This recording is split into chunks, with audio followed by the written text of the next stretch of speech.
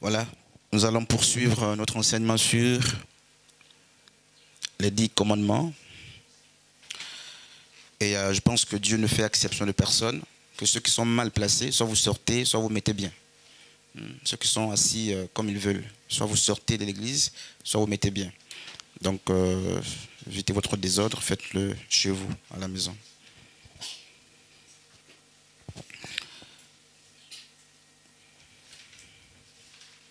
Là-bas, tous les grands là-bas.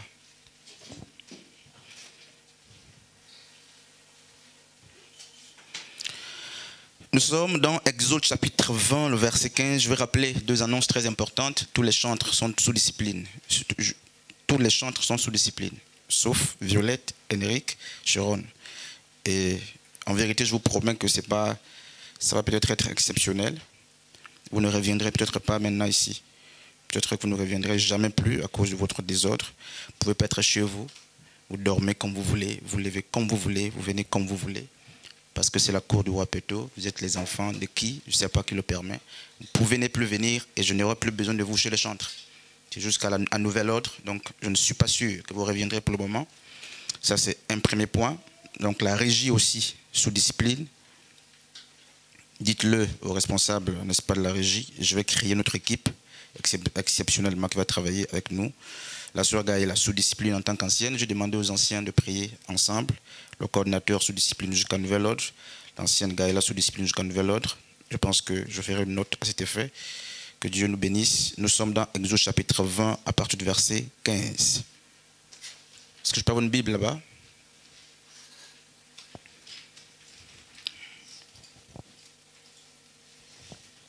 La Bible bleue? Ok, merci.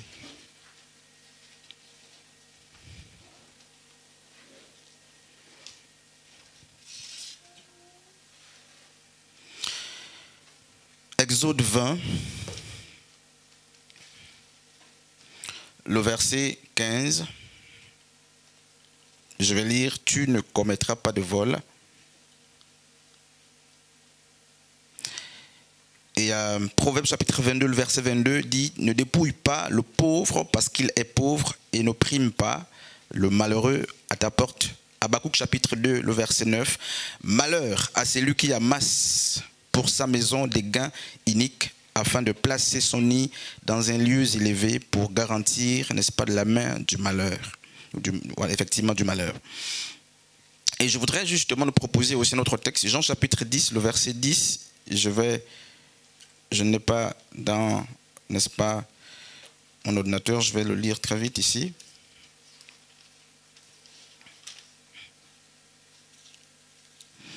Jean chapitre 10, le verset 10. Alors, c'est des propos de Yeshua. Il dit ceci.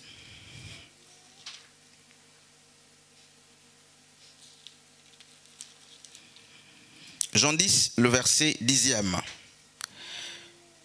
Le voleur vient seulement pour voler, pour tuer et pour détruire. Moi, je suis venu afin que les hommes aient la vie, une vie en abondance. Je suis le bon berger.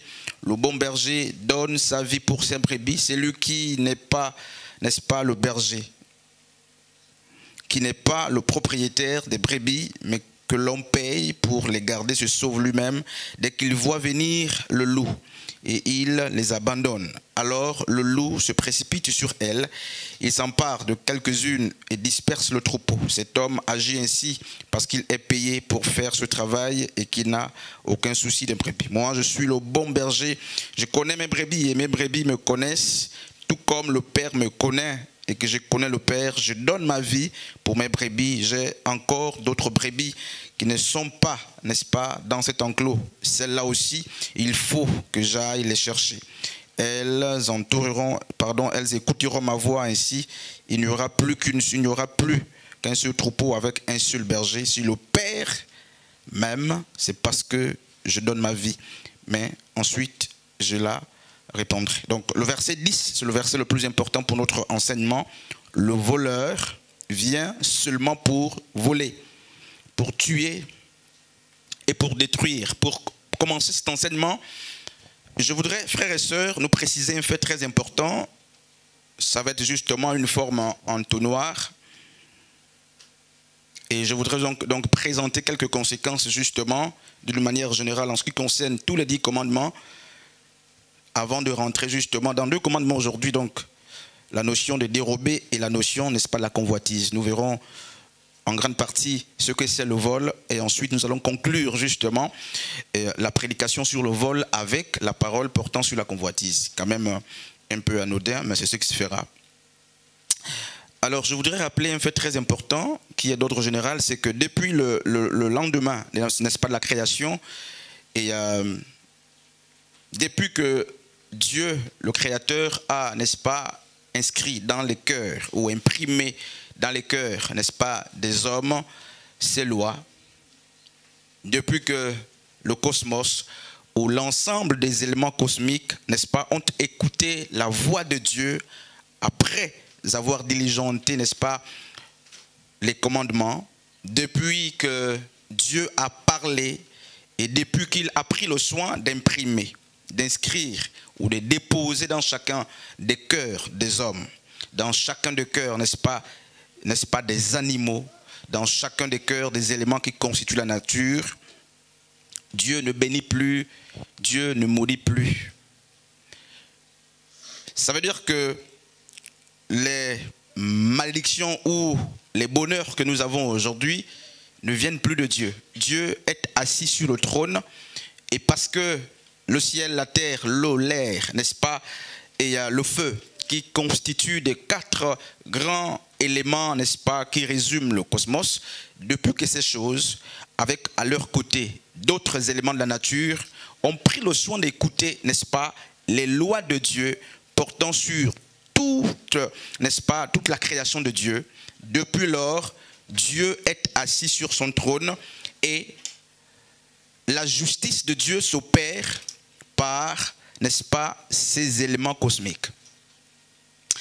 Je vais aller plus loin pour qu'on comprenne. Lorsqu'on dit qu'il te sera fait selon ta foi, n'est-ce pas, en réalité, le « il » qu'on emploie, ou le « il » qu'on utilise dans cette expression que je viens d'employer, il est apparent, c'est un sujet apparent.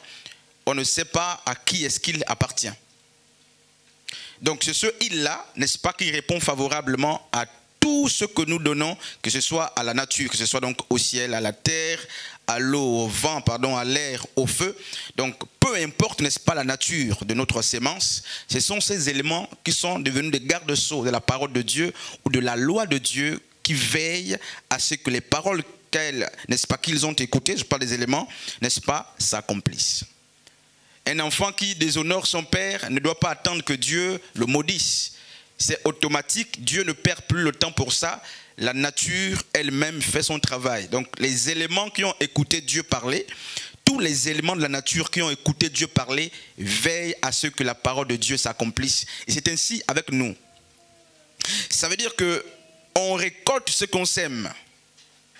Et là, vous pouvez être croyant ou non croyant, peu importe, n'est-ce pas, la nature, la sémence ou des sémailles que vous avez sémées, que vous avez enfouies, que ce soit dans l'homme, que ce soit dans la terre ordinaire, peu importe, vous récoltez naturellement ce que vous sémez. Et frères et sœurs, je le dis comme ça, c'est normalement la conclusion, mais je le dis pour qu'on comprenne mieux. N'attendons pas forcément que quelqu'un professe sur nous des paroles de malédiction, parce que la personne les professe ou pas, à tort ou à raison, la nature nous enseigne et la nature veille à ce que les paroles que Dieu a prononcées, les lois de Dieu, la nature veille à ce que, n'est-ce pas, la volonté de Dieu, la justice de Dieu s'accomplisse, peu importe, n'est-ce pas, l'époque, peu importe le temps. Et du coup, la nature est aussi présentée par l'ensemble des Écritures comme étant, n'est-ce pas, un serviteur de Dieu. Et un des serviteurs de Dieu les plus fidèles, les plus justes et les plus droits, c'est la nature. Elle ne trompe pas, elle veille à l'accomplissement, n'est-ce pas, des paroles de la personne de Dieu. Donc celui qui veut récolter, n'est-ce pas, ne doit pas forcément attendre être béni par Dieu. Sémons simplement, il y a que la nature elle-même s'occupe, n'est-ce pas, de mettre en mouvement et en manifestation les lois de Dieu. Il en est ainsi donc pour tous les commandements que nous avons employés. Frères et sœurs, lorsque vous dérobez, lorsque vous mentez, lorsque vous convoitez, lorsque vous accusez, même si les sujets victimes de vos mouvements ne vous entendent pas, ne vous voient pas, ne vous répondent pas, sachez que la nature qui est, n'est-ce pas, le garde-sceau de la parole de Dieu, des lois de Dieu, ne manquera jamais de vous rendre la monnaie de votre pièce. Peu importe le jour, peu importe l'âge, peu importe l'époque, la nature est un témoin fidèle, un serviteur fidèle qui veillera à ce que chacun, n'est-ce pas, récolte à sa manière. C'est pourquoi dans 1 Corinthiens 14, 15, l'apôtre Paul a dit, la nature ne vous enseigne-t-elle pas? Je le dis pour qu'on comprenne que lorsque nous n'avons pas assez de taille dans la foi pour comprendre les dimensions de Dieu, pour comprendre, n'est-ce pas, sur le plan spirituel, les instructions ou les choses qui sont attachées à Dieu, très souvent, il est bon qu'on se rabatte du côté justement de ce pédagogue que la Bible appelle la nature. L'observation attentive de la nature peut nous donner une idée fixe sur le fonctionnement, n'est-ce pas, du règne de Dieu ou du monde de Dieu. Et c'est pourquoi Jésus a dit, vous êtes hypocrites. Parmi vous, combien ne savent-ils pas que lorsque le ciel s'obscurcit, il annonce certainement la pluie? Vous voyez, Jésus l'a dit clairement parce qu'il voulait faire comprendre justement un message à ceux qui l'écoutaient donc aux récipiendaires ou aux gens de sa génération. Il leur disait clairement que pour qu'un événement arrive, même la venue du Fils de l'homme, le retour du Fils de l'homme, peu importe, il y a toujours des signaux ou des signes. Et si sur le plan spirituel, naturel, n'est-ce pas, l'obscurité ou la noirceur, n'est-ce pas, du ciel peut nous renseigner sur l'état qu'il fait et sur une éventuelle pluie, même sur le plan spirituel, pour ceux qui ont le discernement, les yeux pour voir les choses spirituelles, les oreilles pour entendre les choses spirituelles, ils savent que lorsque Dieu s'apprête à juger, il y a des signaux. Lorsque Dieu s'apprête, n'est-ce pas, à bénir, il y a des signaux. Lorsque quelqu'un s'apprête à mourir, il y a des signaux. C'est parce que très souvent, on ne fait pas attention. Et même pour notre église, remarquez l'atmosphère, n'est-ce pas, qui prévaut. Beaucoup seront écartés. Je vous dis clairement, regardez sur le plan spirituel les attitudes des uns des autres. Beaucoup sont même morts. Regardez comment les choses avancent pour comprendre si nous sommes en vie, si nous sommes encore là. Mais je sais une chose, si le ciel ne s'obscurcit pas en vain, je sais que même sur le plan spirituel, n'est-ce pas, il y a des jugements qui sont précédés par des actions. Il y a la main de Dieu qui est parfois, n'est-ce pas, précédée par certaines actions. Il y a les gloires qui sont précédées par certaines actions. Donc faisons très attention dans la manière, n'est-ce pas, de la manière que nous nous comportons dans la maison de Dieu. Faisons très attention, n'est-ce pas, de comment nous faisons l'œuvre de Dieu. Personne ne vous a enrôlé, personne ne nous a enrôlé, c'est Dieu qui nous a enrôlés. Et si vous voulez, nous voulons nous plaindre, allons nous plaindre auprès de la personne qui nous a enrôlés. La peine ne vaut de forcer, je vous promets. Moi, je vous promets sur l'estrade, vous allez payer, n'est-ce pas? Si ce n'est que dans cette assemblée, vous allez payer cher. Beaucoup vont payer cher pour leur négligence. Mieux vaut pour vous d'aller, n'est-ce pas, travailler ailleurs. Mais si ce n'est que moi, je vais vous aider à mourir un à un. Parce qu'il faut parfois pousser les gens qui veulent tomber dans les ravins pour les précipiter, les aider. Je vous promets que ça ne va pas être facile. Continuez de jouer. Alors, voici justement le premier texte. Il nous parle donc justement du vol. Exode chapitre 25 nous dit, tu ne voleras point. Ailleurs, il est dit, tu ne déroberas point. Et je voudrais justement que ce texte soit pris dans Lévitique chapitre 19, avec quelqu'un qui est là, disposé à lire, auquel cas je vais lire. Lévitique chapitre 19. Lévitique chapitre 19, depuis le verset 11.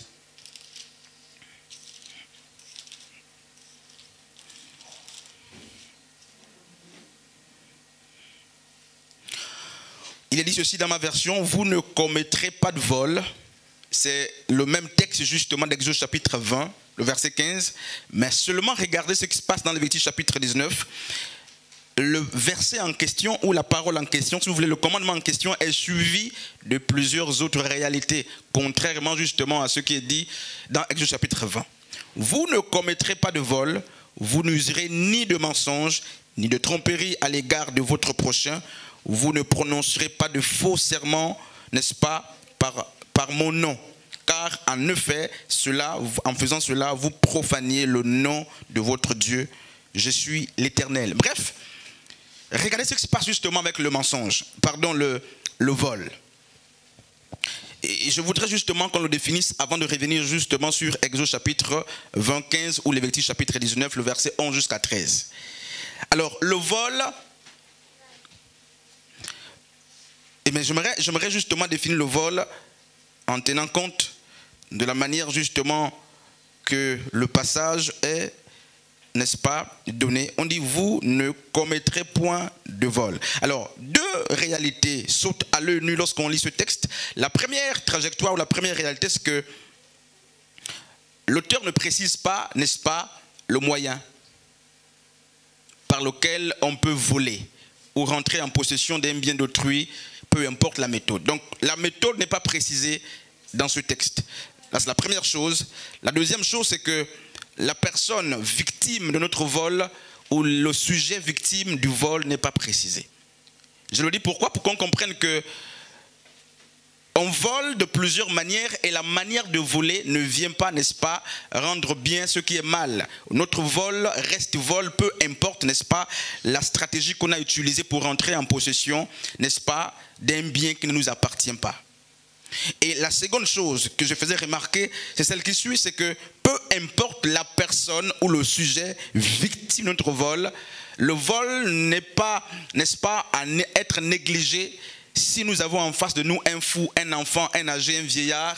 Peu importe la nature du sujet en face de nous, le vol est vol. Lorsqu'on réussit simplement, n'est-ce pas, à déposséder d'une manière furtive, n'est-ce pas, ce qui appartient à l'autre. Donc, voler, c'est arracher, peu importe la méthode qu'on utilise, un bien d'autrui. Et quand je parle justement du bien d'autrui, je sais que très littéralement et très vite, nous nous arrêtons sur des biens matériels. Mais on va aller plus loin pour qu'on comprenne si nous sommes aussi des voleurs. Donc, voler, c'est déposséder l'autre d'une manière illégale. Donc, prendre ce qui appartient à l'autre, peu importe, n'est-ce pas, la stratégie qu'on utilise. Du coup, on se rend compte qu'il y a plusieurs types de vols, il y a plusieurs moyens pour voler, et vous pouvez, et nous allons d'ailleurs le remarquer, il y a des vols intellectuels, des vols très stratégiques, il y a des vols même de rêves, n'est-ce pas, des gens qui volent des rêves des autres, c'est une manière de voler. Donc, le plus important qu'il nous faut retenir est que le vol consiste à déposséder autrui. C'est l'obtention par des mécanismes et des méthodes non éthiques et non honnêtes, n'est-ce pas, d'un bien qui n'est pas le nôtre. Vous rentrez en possession, n'est-ce pas, de l'argent d'autrui, vous rentrez en possession d'une caisse d'autrui, d'une tenue d'autrui, peu importe la nature, n'est-ce pas, de la chose que vous arrachez, peu importe, n'est-ce pas, la taille de la chose que vous arrachez.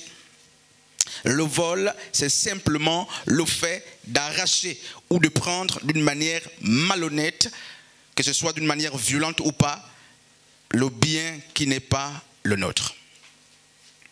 Et j'aimerais nous présenter quelques cas de figure pour qu'on comprenne justement qu'il y a plusieurs niveaux de vol. Nous avons, avec notre intelligence, des yeux rivés sur des casseurs. Jésus précise ceci dans Jean chapitre 10, le verset 10, à partir du verset 10 ou 11, il dit justement que le voleur ne vient que pour, il dit pour voler, ensuite il dit pour égorger, détruire, et il dit beaucoup de choses. Donc Jésus est en train de nous rappeler justement que le vol fait partie des iniquités, n'est-ce pas, qui conduisent à la mort. Parce que Jean, dans 1 Jean, va dire que tous les péchés ne sont pas des péchés qui mènent à la mort. Et tous les péchés ne sont pas forcément polygames. Il y a des péchés qui sont, n'est-ce pas, neutres ou qui sont monogames, qui restent repliés sur eux-mêmes. Mais il y a des péchés qui ne vont jamais seuls. Et Jésus présente le vol comme étant, n'est-ce pas, une action qui engendre quoi? Le meurtre. Il dit, le voleur vient pour voler, pour dérober, pour tuer, pour égorger. Il y a plusieurs autres, n'est-ce pas, manifestations, d'autres conséquences attachées au vol. Il ne dit pas que le voleur vient pour tuer, pour égorger, mais il dit le voleur vient uniquement pour voler. Seulement, il prend le soin de préciser ce qui suit parce que ce sont des éléments qui sont attachés, n'est-ce pas, à l'action de voler. Et voici donc quelques exemples justement de vol. Nous allons le voir, hein. Nous avons déjà pris 2 textes ici. La dernière fois, nous avons vu l'histoire justement de Jézabel et son mari qui ont convoité fortement, n'est-ce pas, la vigne d'un frère et de Naboth. Ils l'ont convoité et Akab et Jézabel s'est occupé de la situation. Quand elle fait, Jézabel avait tout de même justement convoité la vigne de Naboth, mais il se passe qu'elle a dû utiliser, n'est-ce pas, les fausses accusations. Elle est allée accuser faussement la personne de Naboth et la personne de Naboth a été mise à mort. Ensuite, le couple s'est emparé, n'est-ce pas, du bien d'autrui. Ah, c'est un cas de vol. Vous convoitez ce qui n'est pas à vous et vous allez vous déposséder justement, peu importe le mécanisme. Et pour le cas justement d'Akab et sa femme, ils ont utilisé quoi? D'abord la diffamation et ensuite ils ont discrédité la personne de Naboth, disant au monde entier qu'il avait blasphémé contre le nom de Dieu. Et ensuite, n'est-ce pas, ils sont rentrés en possession, n'est-ce pas, du bien d'autrui d'une manière frauduleuse et d'une manière légale. Si vous voulez qu'on parle d'une manière claire du vol, pour ceux qui ne savent peut-être pas de quoi on parle, il suffit de regarder justement nos administrations. À l'hôpital, nous volons. On vole à tout moment. Depuis l'administration jusqu'aux techniciens. Au laboratoire, on vole. En médecine, par exemple, on vole. N'est-ce pas? Peu importe le compartiment ou au compartiment de l'administration, peu importe le niveau, les vols ou le vol existe. À l'école, vous volez, nous volons. Il suffit de demander à ceux qui sont là, qui n'ont jamais eu de moyens par eux-mêmes, qui trichent matin, midi, soir. Ceux-là n'en parlons plus. Ce sont des ouvriers du vol. Ils volent matin, midi, soir. C'est un jeu pour eux. Là, il n'y a rien à dire. Je n'ai pas envie de parler du cas des étudiants qui trichent, qui volent matin, midi, soir. Ça, c'est d'avance connu. Hein, ça, c'est un bénéfice pour ça, c'est connu. On ne peut même pas réfléchir sur ça. Alors, qu'est-ce qui se passe? Le plus souvent, nous rivons nos yeux sur ceux qui cassent et nous pointons du doigt très vite. Et nous oublions qu'à côté de ceux qui cassent, il y a ceux qui volent d'une manière subtile. Il y a ceux qui volent les idées. Regardez par exemple les chantres. Quelqu'un a un répertoire qu'il veut ficeler et il commence à le mimer. L'autre à côté n'a pas prévu ce chant. Un exemple tout bête que je prends et vous allez comprendre. Et pour l'avoir entendu, l'autre dépossède très vite le répertoire qu'il a entendu là. Et il va façonner vite son répertoire. C'est une manière de voler. Il y a plusieurs manières de voler. À la maison, demandez aux enfants qui volent, ils vous diront qu'ils volent à tout moment. Ils volent à tout moment et c'est devenu une norme pour eux. Pour eux, c'est normal. Vous irez en enfer. Parce que 1 Corinthiens 6, à partir du verset 9, dit « Les voleurs n'hériteront pas le royaume des cieux ». Vous volez subtilement et vous dépossédez, n'est-ce pas, une personne que vous privez de son bien et de son droit légal. Amen. Alors, quelques causes, vite, n'est-ce pas? Qu'est-ce qui conduit les gens à voler? Donc, je disais que les moyens sont nombreux. Ça peut être d'une manière subtile, ça peut être d'une manière, n'est-ce pas, violente. Peu importe, n'est-ce pas, le moyen qu'on utilise. Le vol reste vol lorsqu'on rentre en possession d'un bien d'autrui, n'est-ce pas, par des manières ou la méthode, n'est-ce pas, malhonnête. Voici parmi plusieurs raisons. Je donnerai quelques raisons simplement et on va aller très vite. La première, c'est la méchanceté de ceux qui possèdent ou leur, n'est-ce pas, misanthropie. Et nous allons lire justement Luc chapitre 3e, le verset 11 pour comprendre. Une des raisons qui poussent les gens au vol, c'est la méchanceté de ceux qui possèdent. Et le manque justement de miséricorde, le fait qu'ils soient des misanthropes. Donc la misanthropie, c'est le contraire, n'est-ce pas, de la philanthropie. N'est-ce pas? Le philanthrope, il partage. Celui qui a la misanthropie, il ne partage pas. Donc je suis en train de dire quoi? Les gens volent parce qu'il y a que les gens qui possèdent sont égoïstes. Alors regardez ce qu'il dit justement dans Luc chapitre 3e, le verset 11e. Il est dit clairement, je vais paraphraser que, n'est-ce pas, celui qui possède en abondance, se doit de partager avec ceux qui manquent ou ceux qui sont dans le manque. C'est Luc chapitre 3, le verset 11. Il y a autour de nous une prolifération des voleurs.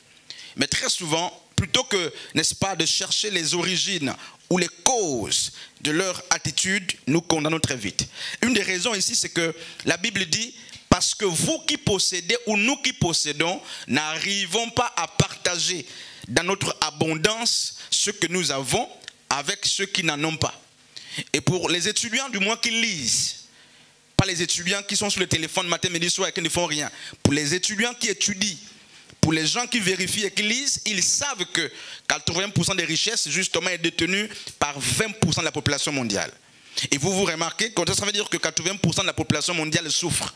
20% des personnes, n'est-ce pas, possèdent 80% des richesses sur le plan mondial. Du coup, la Bible dit, c'est votre égoïsme. Parce que vous ne parvenez pas à partager. C'est ce qui explique en partie qu'il y a, n'est-ce pas, une prolifération, n'est-ce pas, des voleurs. Luc dit, il faut partager, que celui qui a 2 tuniques partage, que celui qui a 2 chaussures partage, que celui qui a 2 maisons partage. Si nous arrivons justement à mettre en pratique ce commandement, certainement, nous allons d'une manière considérable, n'est-ce pas, diminuer le nombre des voleurs. Parce que fort souvent, les gens ne volent pas parce qu'ils veulent voler. Ils volent parce qu'ils sont dans le manque, parce qu'ils veulent ceci, ils veulent cela, ils veulent combler le vide. Et on verra si tout le monde vole, n'est-ce pas, d'une manière intentionnelle. On le verra avec la suite de l'enseignement. Donc Luc 3,11 dit que celui qui possède doit apprendre à partager afin de réduire considérablement justement l'idée ou l'intelligence du vol. Et là, j'aimerais justement qu'on ferme la porte et qu'on rentre au-dedans de nous-mêmes, qu'on se dise, est-ce que nous aussi, nous ne sommes pas à l'origine de la prolifération des voleurs? Que ce soit, n'est-ce pas, d'une manière linéaire, que ce soit d'une manière très écartée ou éloignée. Regardons autour de nous ceux qui volent.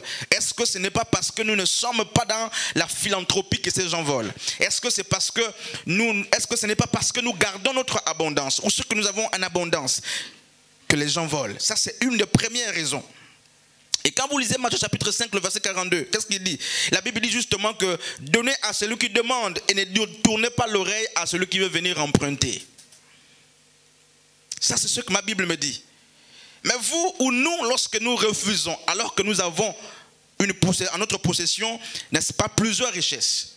Lui, il se présente parce qu'il a le manque, nous refusons de donner. Très souvent, la conséquence, c'est le vol. C'est le vol.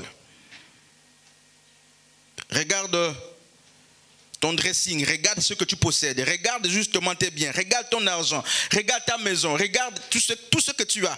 Est-ce qu'il t'est déjà arrivé de dire, j'ai 2, 3 téléphones que je partage un, j'ai 4 téléphones que je partage un, j'ai 4 tenues que je partage une, parce qu'à côté, il y a quelqu'un qui ne possède pas ou qui n'en a pas. Ça, on le fait, je sais, mais quand les habits sont très souvent usés. Mais ce n'est pas ça le fond. Le fond, c'est qu'il nous faut apprendre à partager lorsque nous avons en abondance. Amen. Une deuxième cause, une deuxième raison justement qui explique le vol, je l'ai noté ici, la peur des défis futurs et le non-contentement. Et là, c'est très important. Je nous propose de lire Matthieu chapitre 6, le verset 34, où il est dit, ne vous inquiétez de rien ou du lendemain. Vous connaissez justement ce passage biblique. La Bible dit justement que Dieu prend soin des oiseaux du ciel qui ne sèment ni ne moissonnent. Les gens volent pourquoi? Parce qu'ils ont aussi peur des défis futurs et ils ont du mal, n'est-ce pas, à se contenter du peu qu'ils ont ou qu'ils possèdent. Et pour résoudre ce problème, Jésus a dit, ne vous inquiétez pas du lendemain. Il y a des gens ici qui ne savent même pas comment ils vont aborder le lendemain. Même parmi nous. Demain, ce lundi, ils ne savent pas comment l'aborder. Et que se passe-t-il? Mais pour faciliter les choses, ils se donnent la volonté simplement d'aller dérober. Vous vous imaginez une mère ou un père qui a des enfants qui crient matin, midi, soir, qui ne savent pas, ils ne savent pas quoi manger. Et que se passe-t-il?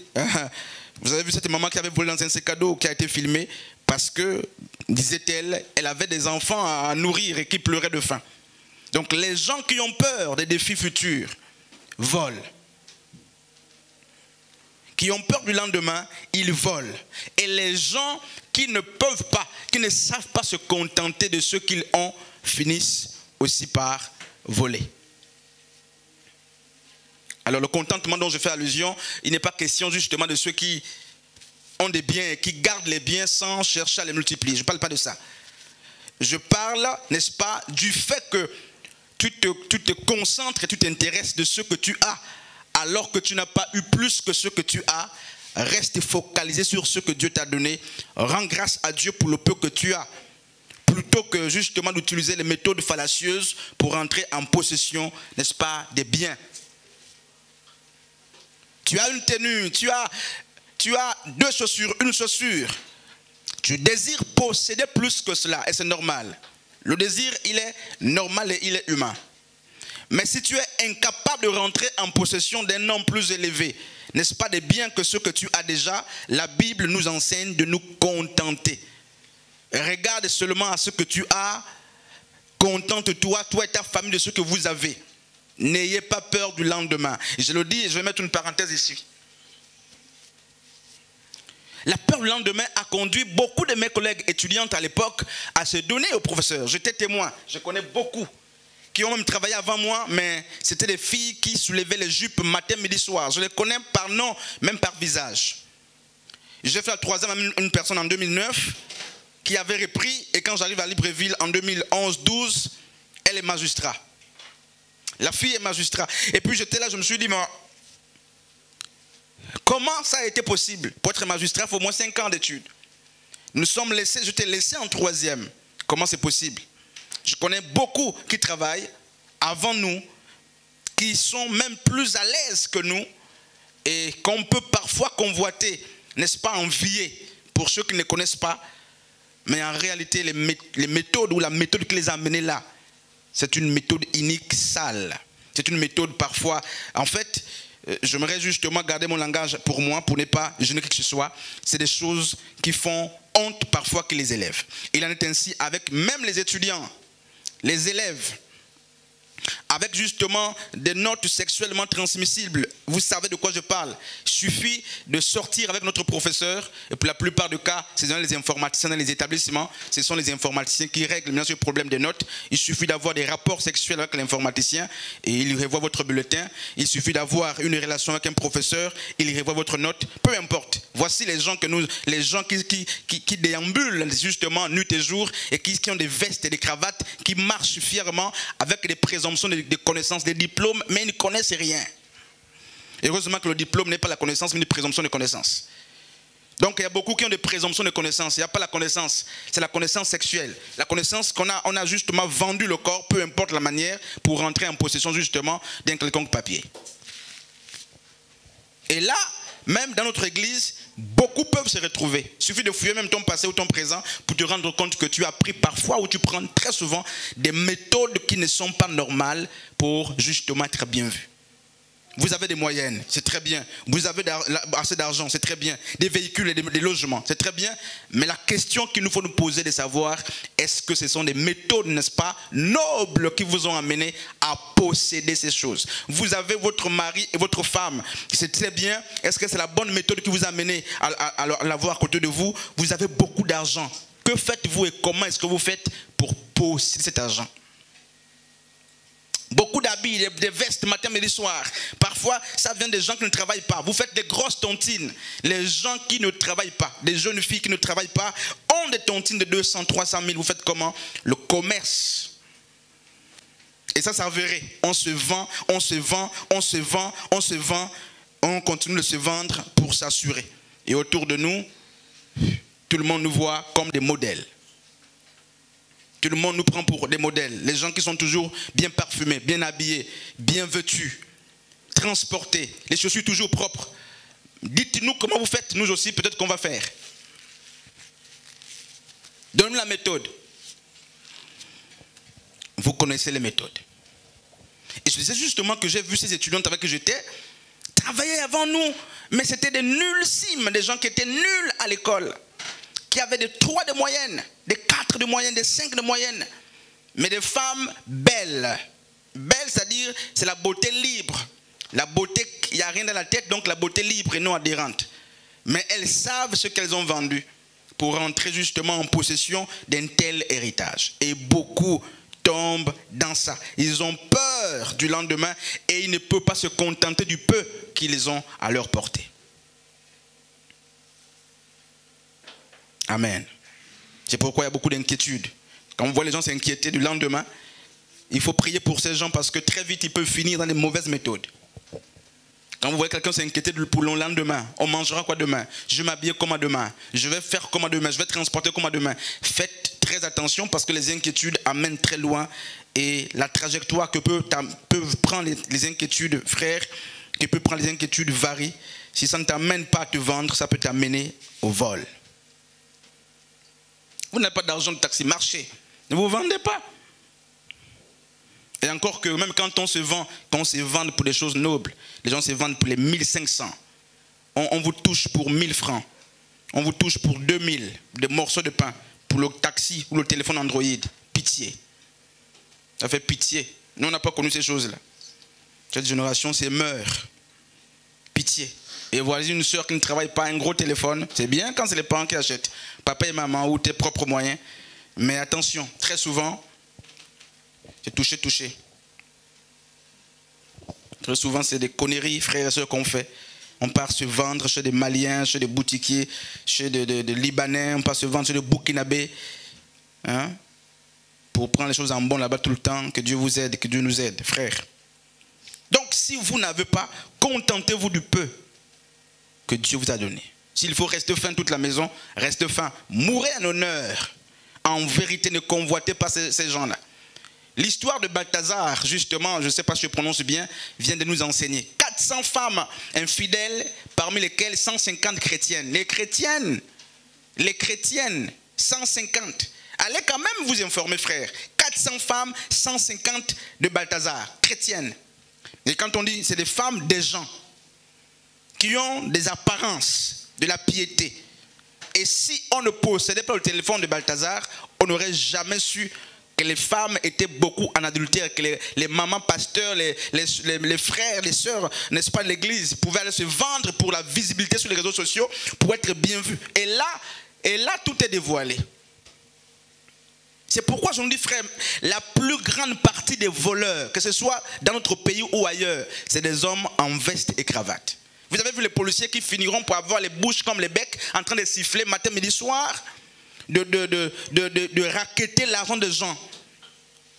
La police et bien notre corps habillé, les pères des gens, il se lève, il laisse sa femme au lit, il laisse ses enfants en train de dormir, il met sa tenue, il se met en route, il siffle, comme s'il a fait l'école pour siffler. Il siffle, 100 véhicules, 100 000. Et quand il vient à la maison, voilà, tu dis, mon mari est en train de venir, voici mon mari. Avec 2 sachets, 3 sachets, voici mon mari, élégamment habillé. Et toute la maison mange. Et les voisins ne mangent pas. Vous avez beaucoup de poubelles chez vous. C'est un voleur comme ça, un papa voleur. Mon père est lieutenant, mais un voleur qui siffle tout le temps, qui siffle tout le temps. Ma prière est qu'il soit frappé fortement, n'est-ce pas, par le Seigneur, de sorte qu'il comprenne que la justice et Dieu existent. Vous dépossédez toute une famille. Et là, quand on ne sait pas, on les envie dans les quartiers. Ces gens-là, vous les enviez, nous les envions. Ces gens-là, on les envie. Oh mon père, ma mère. Mais comment papa fait pour rentrer chaque jour avec un sachet? Il raquette les taximans qui n'ont parfois rien fait, qui sont à jour. Parce qu'il faut scolariser ses enfants. C'est pourquoi ces enfants ne vont pas réussir. Ma prière est que ces enfants qui mangent l'argent du vol ne réussissent pas, qu'ils tombent toujours malades, que la femme de ce monsieur tombe toujours malade, parce que c'est les familles des gens qu'on dépossède. Ce monsieur se lève de chez lui, on ne sait pas comment il a fait pour avoir ce taxi-là ou ce clando, mais toi, là, tu es là, chrétien ou pas chrétien, en train de déposséder, siffler, jusqu'à ce que la bouche va se déformer. Tu siffles. Matin, midi, soir, on siffle. Et on rentre le soir avec beaucoup d'argent qu'on a volé subtilement parce qu'on est en tenue, on crée une stratégie et on vole. Frères, ne vous inquiétez pas du lendemain. Combien parmi nous ne se plaignent pas du lendemain? Comment est-ce que demain sera fait? C'est un mystère. Et la Bible dit, à chaque jour suffit sa peine. J'aimerais expliquer cette expression. La Bible ne dit pas que chaque jour, n'est-ce pas, quelqu'un aura sa peine. La Bible dit, à chaque jour suffit sa peine. Les inquiétudes ne valent absolument pas. Pourquoi? La peine ne tombe pas sur celui qui vit le jour, mais la peine tombe sur le jour que vit celui qui vit ce jour-là. Donc la Bible dit, la peine peine n'est pas à vous. C'est au jour de se peiner, de se tracasser pour vous. Et non vous qui vivez, ce n'est pas à vous de vous inquiéter. On dit à chaque jour suffit sa peine. Chaque jour a son vent, chaque jour a ses grâces, chaque jour a ses réalités. Et c'est comme ça la diversité, c'est comme ça que Dieu a créé. Mais nous voulons nous inquiéter ou porter les peines qui doivent être portées par le jour dans lequel nous vivons. Non frère, si hier c'était du pain, demain ça peut être de la sécheresse. Et c'est ça aussi l'équilibre de la vie. Ne pensez pas que nous devons toujours posséder et que c'est la possession qui justifie notre appartenance à Dieu. Dans des bons comme dans des mauvais moments, Yeshua reste le Seigneur. C'est ça la vie en Christ. C'est pourquoi si on n'enseigne pas l'équilibre, le manque à l'église, les gens penseront que Dieu est avec eux lorsqu'ils possèdent. Il faut que les gens comprennent que même dans le manque, Dieu est. Dans l'abondance, Dieu est. Et si nous n'apprenons pas à prêcher le Dieu du manque aux gens, n'est-ce pas, ils croiront qu'il faut toujours attendre, n'est-ce pas, de posséder. Il faut toujours posséder pour qu'on sache que Dieu est avec nous. Et Timothée va dire ceci. Paul va dire à Timothée dans 1 Timothée chapitre 6, le verset 8, « Si donc nous avons la nourriture et le vêtement, cela nous suffit. » C'est le contentement. Si nous avons la nourriture et le vêtement, cela nous suffit. Peu importe justement ce qu'on peut mettre dans le vêtement, la nourriture. La chaussure, un diplôme, la maison, peu importe, vous pouvez ajouter, c'est suffisant. Le reste viendra si Dieu le veut. Si ça ne vient pas, vous restez comme ça. Mais ceux qui ne comprennent pas ces réalités, qui ont peur des défis futurs et qui ne peuvent pas se contenter, que font-ils? Mes frères et sœurs, ils se donnent à tout. Aux inquiétudes, aux peurs, ils arrivent, n'est-ce pas, très souvent à voler. Amen. Je vais très vite, donne justement une troisième cause et on va passer à autre chose. La convoitise et la paresse. Voici aussi deux raisons combinées qui peuvent expliquer le vol. Les gens ne volent pas parce qu'ils ont toujours peur du lendemain. Les gens ne volent pas parce qu'ils manquent toujours. Les gens aussi volent parce qu'ils ont, n'est-ce pas, le cœur plein de convoitises et ils sont paresseux. Regardez justement ce que Paul va dire. Il dit que si quelqu'un veut manger, qu'il travaille et que celui qui ne travaille pas ne mange pas. Il n'y a pas la bouche qui doit être enflée, il n'y a pas le cœur qui doit être enflé. Si tu as faim, va travailler. C'est ce que Paul dit dans 2 Timothée, chapitre 3, le verset 10 à 12. Va travailler si tu veux manger à ta faim. Va travailler. Il interdit même le manger à ceux qui sont paresseux. Ah oui, je n'avais pas encore vu ça comme ça. Il dit ceux qui ne travaillent pas n'ont pas droit à la nourriture. Ou ceux qui ne veulent pas travailler n'ont pas droit à la nourriture. Et il dit plus loin justement que celui qui volait, donc il dérobait, ne dérobe plus, mais qu'il aille travailler. Ephésiens 4. Qu'il aille travailler. Mais notre génération est une génération de paresseux. Où il faut tout attendre justement du puits de Jacob. Qui peut tarir à tout moment. C'est une génération qui veut se nourrir toute la vie en puisant dans le puits de Jacob. Dans le temps de la pluie, au temps de la sécheresse. Cette génération veut puiser. Il veut finir les mamelles, n'est-ce pas, du roi. Mais si vous voulez posséder plus que ce que vous avez, si vous voulez aller au-delà de ce qu'on vous donne, la Bible dit, mais travaillez, travaillons. Combien parmi nous n'ont-ils pas de pieds et de mains? Ils se mettent là sur des échangeurs. Et l'Église aussi tombe dans ce petit geste et ce petit jeu. Ils tendent la main comme des mendiants, mais quand vous les regardez, ils sont bien constitués. Ils ont des pieds, des mains, des cheveux. Tout est en forme. Mais la sœur en Christ qui ne peut même pas payer le loyer de l'église ici, là.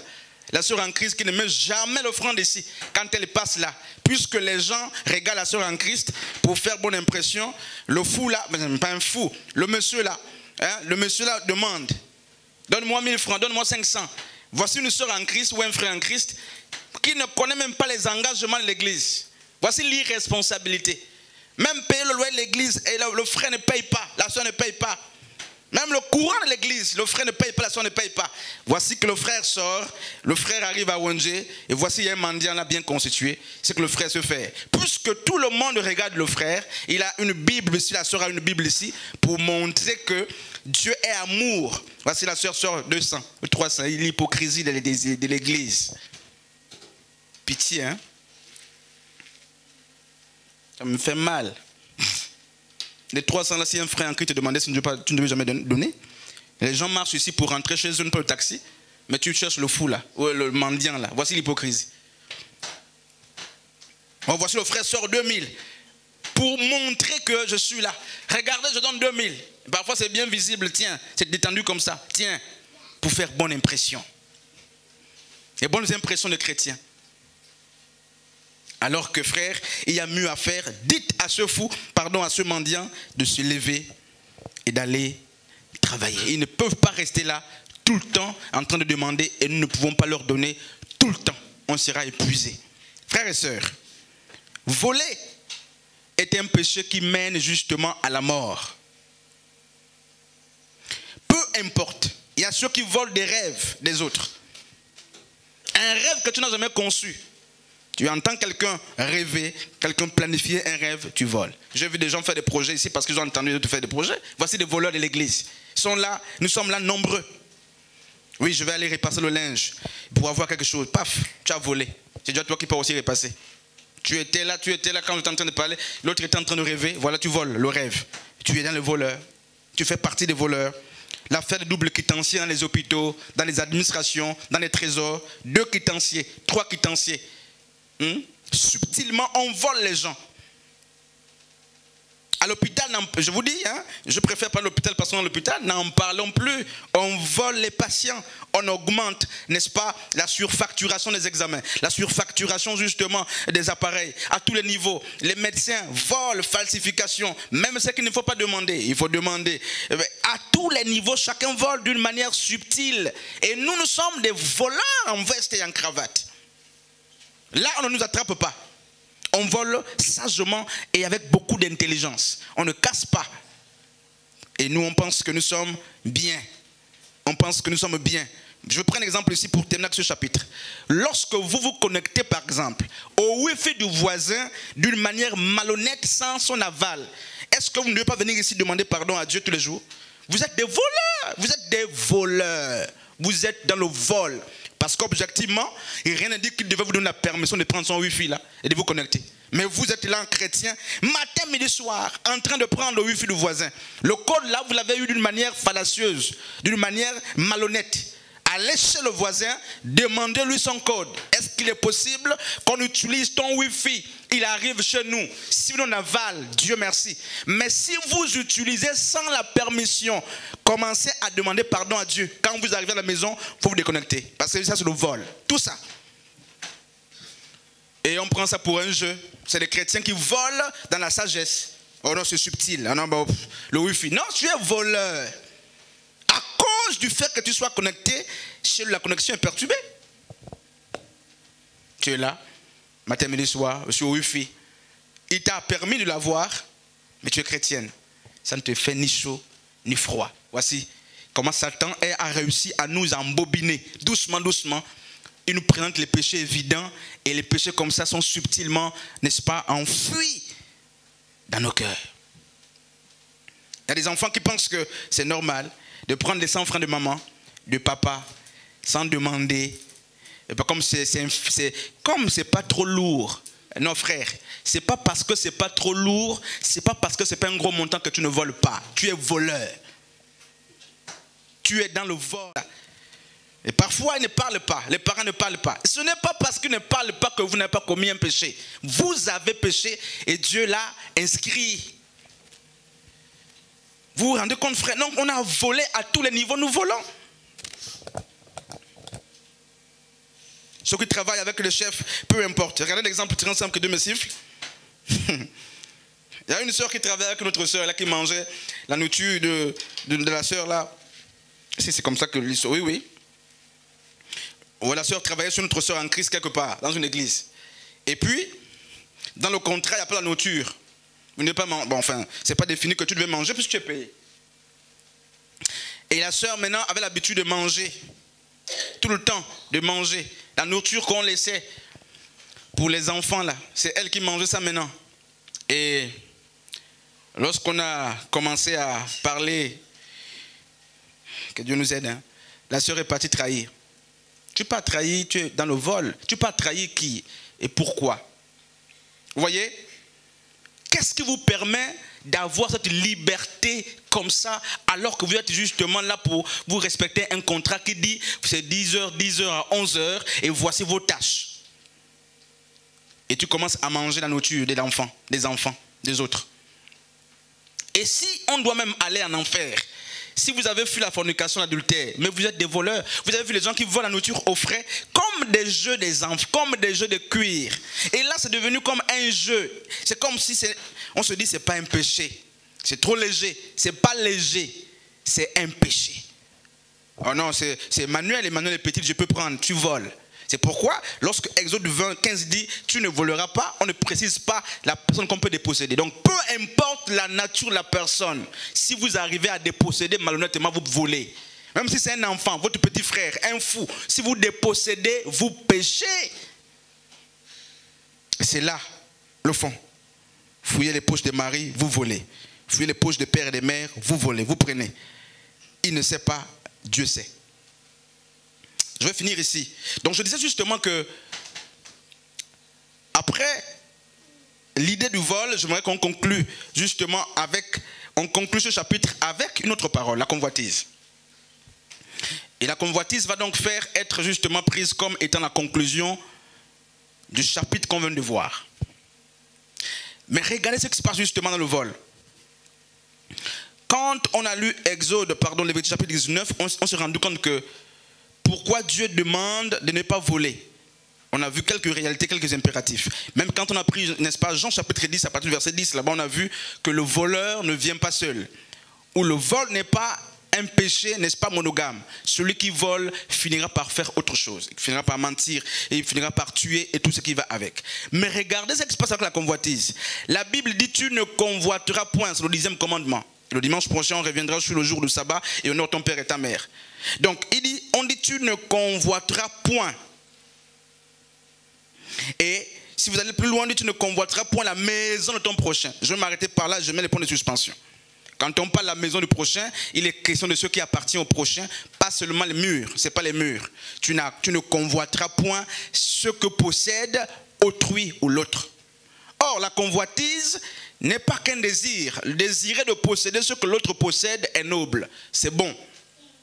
Désirer de posséder le don que l'autre a, c'est une bonne chose. Mais lorsque le désir, n'est-ce pas, devient excessif, vous tombez facilement dans le mal. Il y a ceux qui désirent alors qu'ils ont les moyens de posséder ce qu'ils désirent. Ça, c'est encore bien.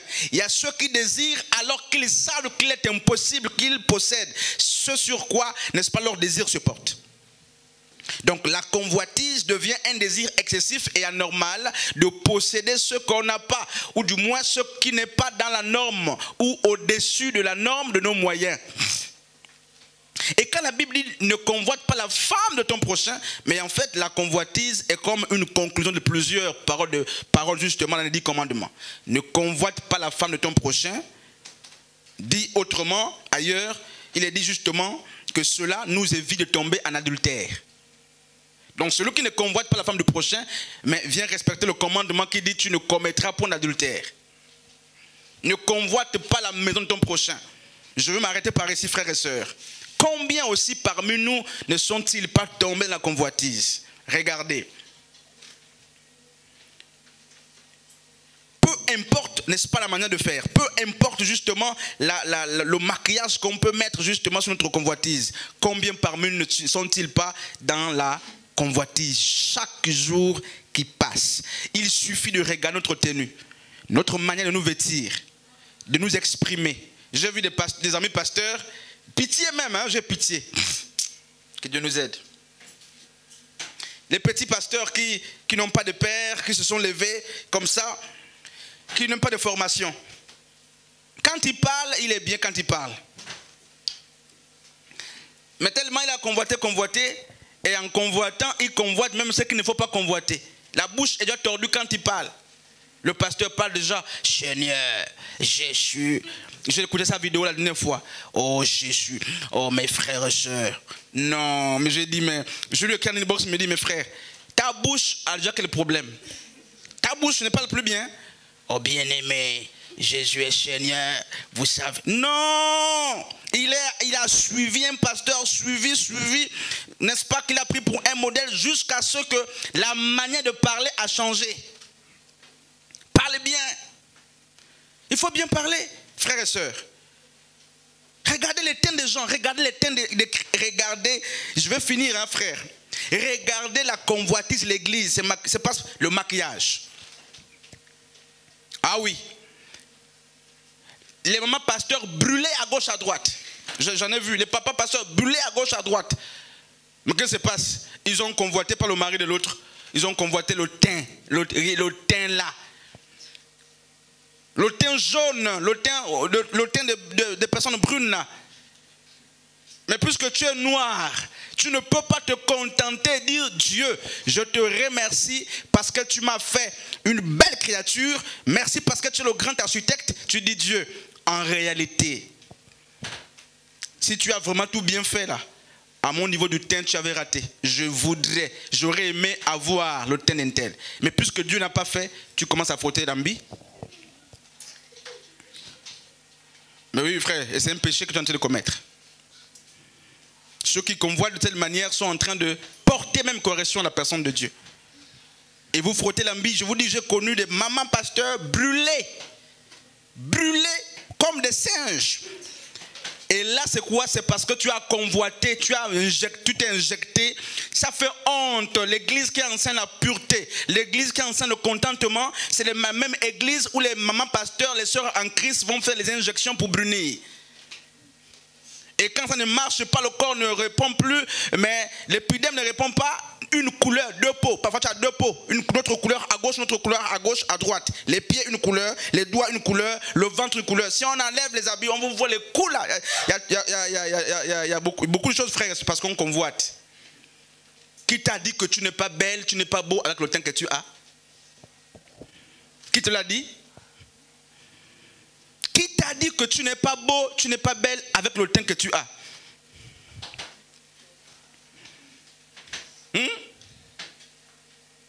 Qui te l'a dit, frère? Ah, les hommes, tellement, ils n'ont pas de barbe naturelle. Il faut aller coller les choses. Pitié, vous n'aurez pas ça. Ce n'est pas un jeu, frère. Dites Dieu, regardez, dites merci à Dieu de vous avoir créé tel que vous êtes. Tel que tu parais devant les gens, tu montres maintenant la poitrine, toute la poitrine. Il n'y a pas ta poitrine dedans. Ce n'est pas ta poitrine. Si tu nous permettais, on devait voir les éponges qui sont doublées. Voici la convoitise. Et ça, c'est en Christ. On court derrière quoi? Qu'est-ce qu'on veut? Qu'est-ce qu'on veut voir? Qu'est-ce qu'on veut voir? Dieu t'a donné un petit postérieur, il faut t'en contenter. Dieu t'a donné un gros postérieur, il faut t'en contenter. Tu n'as pas une grosse poitrine, c'est peut-être héréditaire, il faut t'en contenter. C'est quoi l'affaire des falsifications de soutien? Et ça se passe à l'église. Pourquoi? Pour tromper qui? Pour tromper qui, frère? On trompe qui? On trompe qui? Les ajouts de fesses, hein? Qu'on met déjà là. Les ajouts de hanches. On met les ajouts de hanches. De plastique. Pour tromper les gens. Mais le jour que vous allez partir avec un homme, vous devez vous déshabiller devant l'homme. Si vous voyez ça. Heureusement que vous le plus souvent, c'est loin. Dieu nous aide. Donc, frère, la convoitise amène très loin. On convoite même les choses inutiles. Des choses inutiles, même les ministères, on convoite. C'est pourquoi, écoutez comment les gens parlent. Mais chez un tel là, ce n'est pas seulement l'idée justement de s'approprier ou d'imiter ce qui est beau. Hein.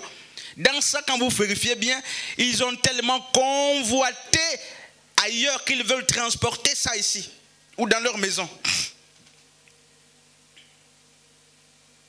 Et ça, on ne voit pas. On convoite matin, midi, soir. Des désirs non modérés. De posséder ce qu'on n'a pas.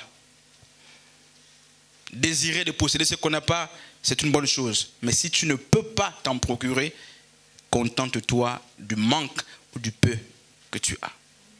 Amen. Contente-toi du peu que tu as. Ne va pas plus loin. Tu réussiras avec le peu que tu as. Tu entreprendras avec le peu que tu as. La convoitise engendre le meurtre, la jalousie, l'envie, la rancune, la diffamation. C'est ce qu'Akab et sa femme ont fait contre le frère en cherchant justement à prendre sa vigne. Vous convoitez tellement. Tellement. Et même, ça fait pitié. Pitié. Et à l'église, pour finir, nos convoitises, on les connaît, elles sont récurrentes. On connaît. Il suffit de donner la parole à quelqu'un, vous allez entendre que ma convoitise est basée sur ça. Ma convoitise est basée sur ça. Sur ceci, sur cela. Dans les ministères, n'en parlons plus. Dans des fonctions, n'en parlons plus. C'est matin, midi, soir, la convoitise. Si les convoitises disparaissent de l'église, on aura des vrais ministères et des vrais ministres de Dieu. Certainement, l'église deviendra plus efficace si chacun se repositionne et se met vraiment à sa place. Si on arrive à se contenter de ce que Dieu nous a donné, de nos avoirs, de nos manques, nous aurons une équipe efficace. Que l'attaquant reste en attaque plutôt que de convoiter le défenseur. C'est ça le problème de l'église. Nous ne sommes pas obligés d'avoir 4 prédicateurs. On peut avoir un seul prédicateur pour toute l'église. On n'est pas obligé d'avoir 15 chantres. Un seul peut nous suffire. C'est ce qui va arriver. Parce qu'il y a beaucoup de convoiteurs ou de convoitises. C'est pourquoi ça ne marche parfois pas. Mais les envahisseurs qui ne sont pas appelés viennent pour gêner. C'est aussi ainsi avec les prédicateurs. C'est ainsi dans tous les départements là. Si vous sentez que vous êtes arrivé là par convoitise, reculez. Et reculez. Filtrons le cercle pour que les choses soient bien faites et pour qu'il y ait plus justement de rendement. Frères et sœurs, hommes de Dieu, je finis par ici. Arrêtons de convoiter la maison du prochain.